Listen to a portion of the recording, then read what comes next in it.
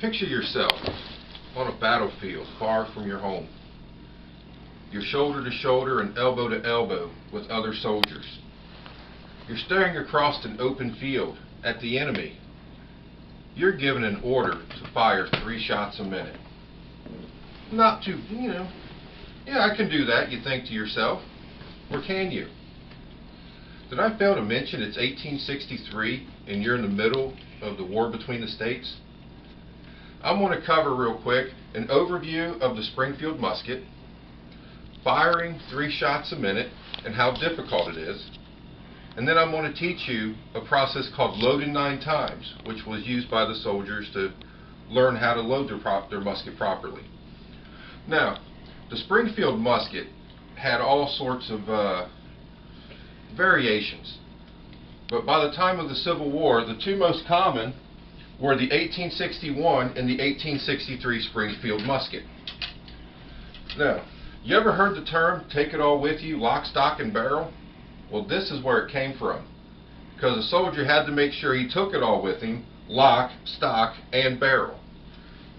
Now, to give you a little more background on the Springfield musket, this has a 40-inch rifled barrel, and it fires a .58 caliber conical bullet called a mini ball.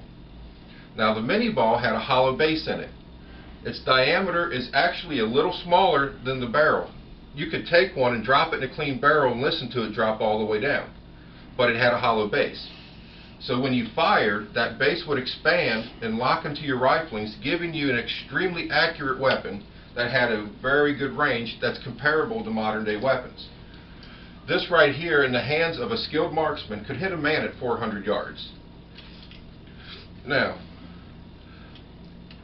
I had mentioned earlier about, firing 3 shots a minute. Well, that comes from General Winfield Scott. He was in charge of the U.S. Army in the mid-1800s.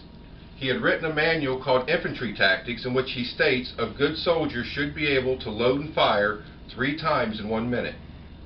Now, the weapon he was talking about was a different weapon. It was a shorter weapon, and it had a smoothbore barrel. Smoothbore barrels were typically easier to load than a rifle barrel. But the mini ball changed that.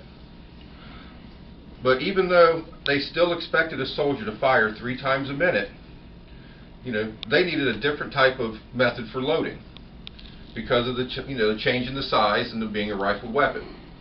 Lieutenant Colonel William J. Hardy, who was a tactics instructor at West Point and later on a general, he had rewritten the method for loading a musket and still being able to fire the 3 shots per minute.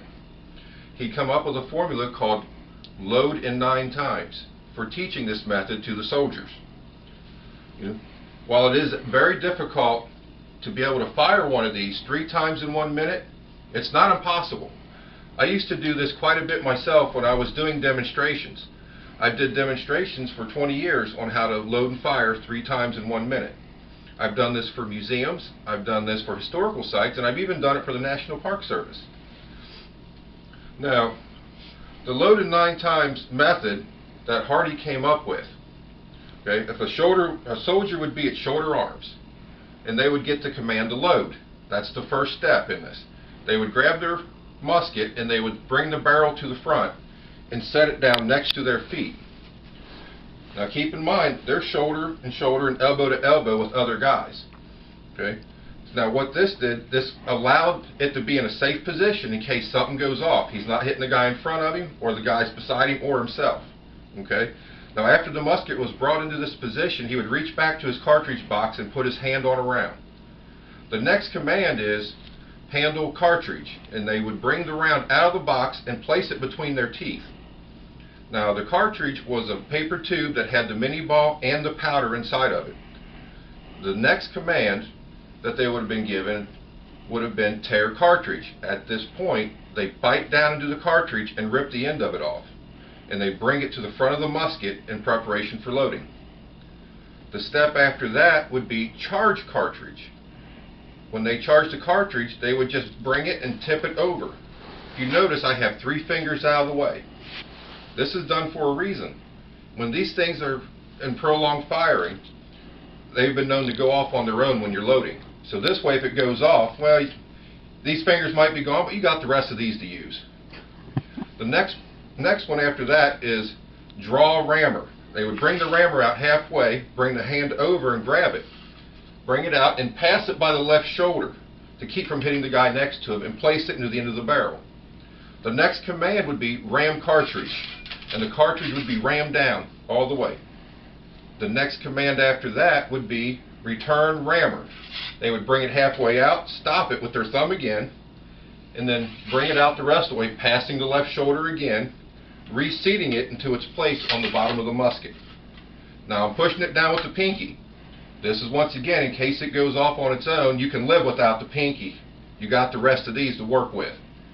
Now, after that has been returned, the next command they would get would be prime. They would bring the musket up in front of them, twisting it back, changing their feet into a shooter's tee. This way they can bring the musket up to their belly without hitting the guy next to them. Reach over into a cap box, pull the cap out, place it on the nipple, and have the weapon in half cock. The final command for that whole process is shoulder arms, where the soldier would return to shoulder arms, and that would signify that they're ready to shoot. Now, when they're firing 3 times a minute, they typically would not come back to shoulder arms. They would just continue to, after they prime, they would fire it, then start the process over again. Now, as you can see, a musket is not the simplest of weapons to use. But because of the process that William J. Hardy came up with, it was much simpler to use than what it could have been. And because of that, they had an efficient weapon that they could use in battle. And, just to top it off, he made a difficult weapon easier to use. Thank you all for listening.